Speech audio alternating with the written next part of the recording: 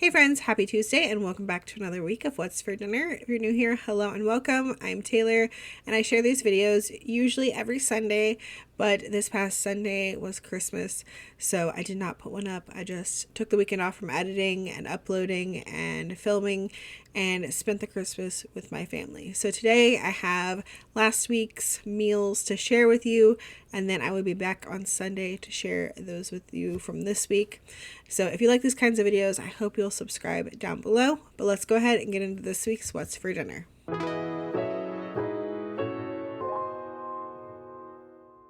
Friday night we had stroganoff and peas, and this stroganoff is basically like a hamburger helper stroganoff but homemade. It's all made in one skillet. It's super easy and it's definitely a family favorite. I start off by browning 1 pound of ground beef with some seasoning. So I do some salt, some pepper, some onion powder, some garlic, and some rosemary, and then I've been adding this Trader Joe's umami seasoning. If you don't have it, it'll still taste good without it, but like a typical stroganoff usually has mushrooms in it, so this umami seasoning is made with mushrooms and it gives you like the flavor of mushrooms without like the texture, and I really like it in this. So I just brown up my ground beef with that, and then when it's most of the way cooked, I'm going to add in a little bit of garlic and some Worcestershire and let that cook for about a minute, just until the beef is finished cooking all the way through.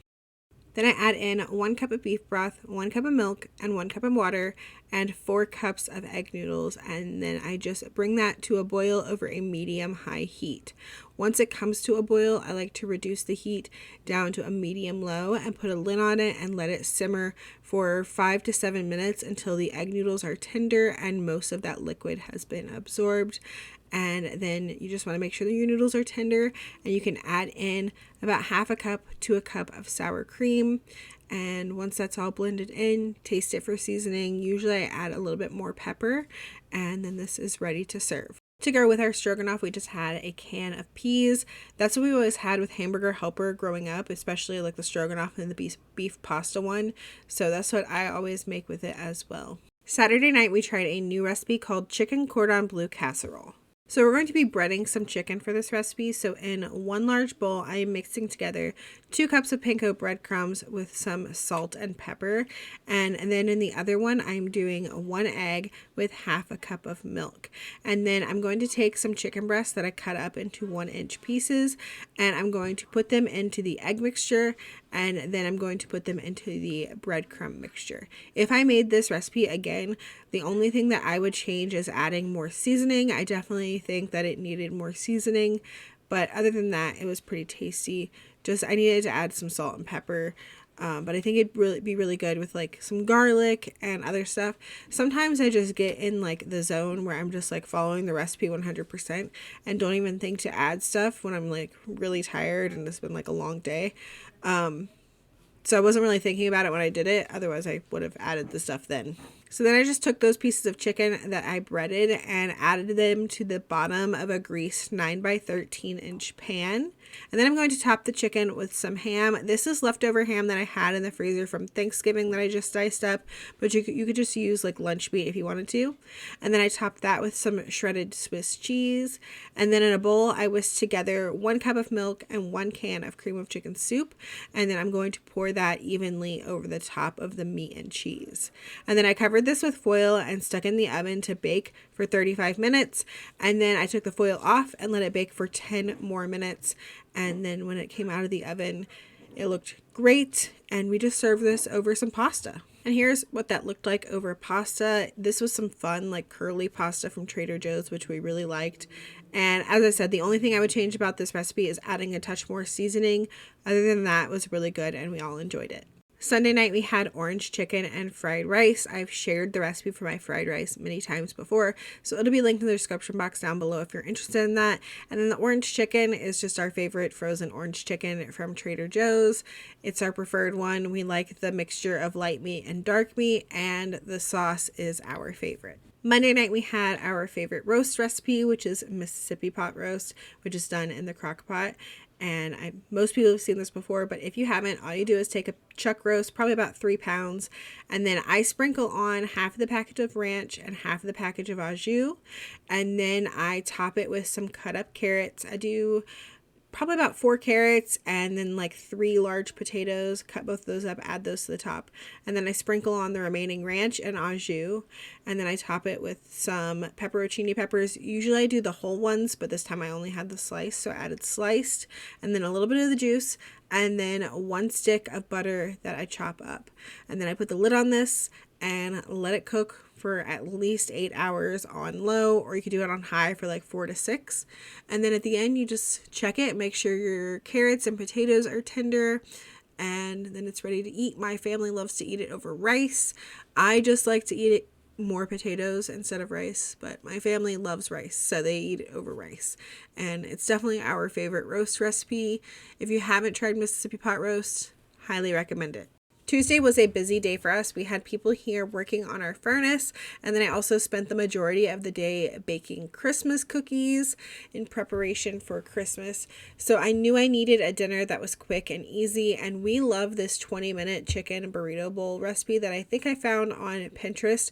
I will have it linked down below for y'all, and I will also have a video down there where I made it step by step. I just did not have the energy to pull out the camera this night when I knew it was something I've already shared with y'all. So that'll be down there if you're interested.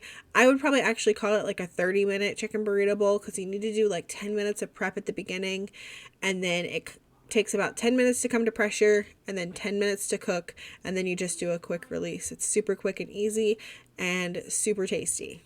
Wednesday night we did crock pot ranch pork chops. This was pretty quick to put together. You just start by adding a can of cream of chicken soup to the crock pot, a package of ranch seasoning mix, and then some pepper and thyme, and then whisk that together. I thought it looked a little bit too thick, so I ended up adding a third a cup of water as well. And then I also did some fresh minced garlic and just whisk all that together, make sure everything is combined really well. And then I just added in my 6 pork chops. These were pretty thinly cut, so this didn't need a long time to cook. I believe I cooked this on low for about 4 hours.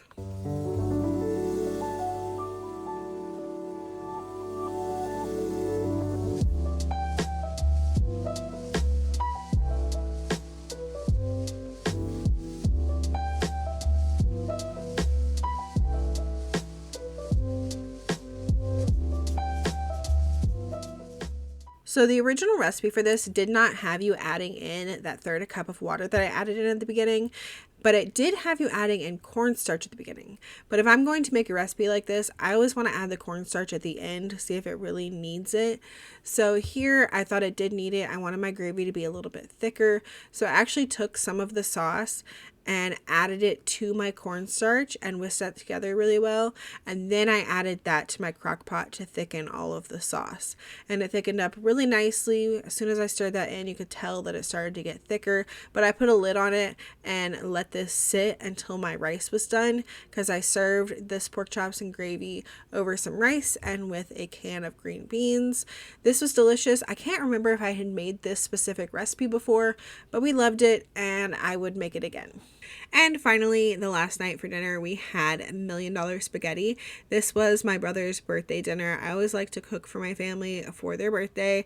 And this was a couple days after my brother's actual birthday, but it was the first day that my sister was in town. So we chose to get together and celebrate his birthday. And I chose $1 million spaghetti because it's delicious and it feeds a lot of people. So I'm starting off by just browning some ground beef with some Italian seasoning, garlic powder, onion powder, salt, pepper, and some red pepper flakes. And then once it was almost done, I added in some fresh minced garlic and let that cook for just a little bit longer. And then I added in my pasta sauce, making sure to rinse the jar out with some water and just let that simmer until my pasta was done. For my pasta, I did 1 pound of spaghetti noodles in some salted water, and I always like to just slightly undercook them when I know I'm also going to be baking them. So like the box says 8 to 9 minutes, and typically I'll cook it for like 7 minutes. They're still like a touch firm to the tooth, and then they'll finish cooking in the oven. The exact recipe and all the measurements will be linked down below for y'all. While the noodles and the meat were cooking, I was also mixing together my little cheese mixture. This is going to be cream cheese, sour cream, cottage cheese, Parmesan cheese, and then some of those same seasonings that I put on the meat. I did some garlic powder, onion salt, pepper, and Italian seasoning, and I just mixed that all together really well.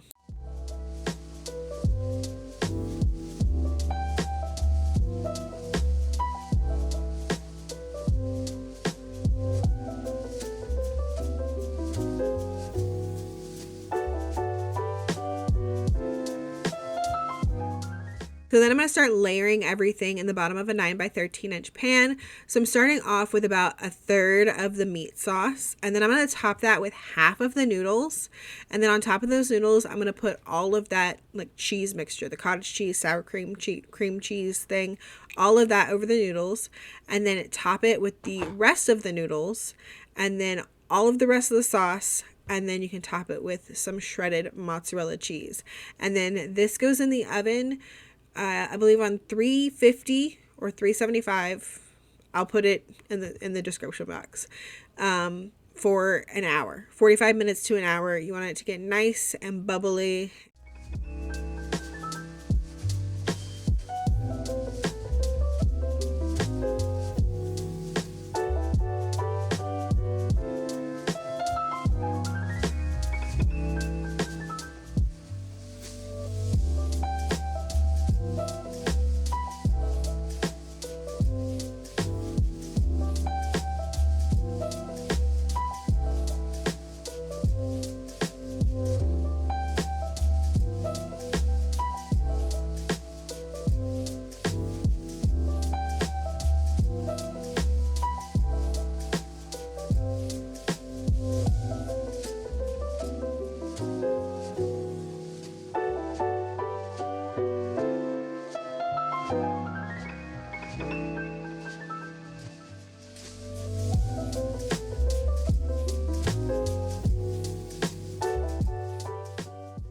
To go with the $1 million spaghetti, we had some garlic bread and salad on the side. And then, as I said, it was my brother's birthday, and his favorite dessert is cheesecake. So we sang him happy birthday and had some cheesecake as well. He's 72? No, he's 27. Well, to him, he's 72. Yeah. All right. That's not a real number to me. 1, 2, 3. Happy birthday to you. Happy birthday to you. Happy birthday to Jordan. Happy birthday to you. That was so terrible. Yay! And that is going to be it for this week's What's for Dinner. If you made it here all the way to the end, make sure you leave me a smiley face emoji down in the comments. And also let me know in the comments if you plan on trying any of these recipes. As always, thank you guys so much for watching. Happy holidays, and I will see y'all in the next one. Bye.